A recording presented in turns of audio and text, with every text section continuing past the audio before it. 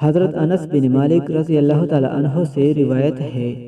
کہ نبی کریم صلی اللہ علیہ وآلہ وسلم نے ارشاد فرمایا، جو لوگ اللہ تعالیٰ کی ذکر کے لیے جمع ہوں اور ان کا مقصود صرف اللہ تعالیٰ ہی کی رضا ہو، تو آسمان سے ایک فرشتہ اللہ تعالیٰ کے حکم سے اس مجلس کے ختم ہونے پر اعلان کرتا ہے کہ بخشے بخشائے اٹھ جاؤ، تمہاری برائیوں کو نیکیوں سے بدل دیا گیا ہے۔ حضرت ابو ہریرہ اور حضرت ابو سعید خدری رضی اللہ تعالی عنہما دونوں حضرات اس بات کی گواہی دیتے ہیں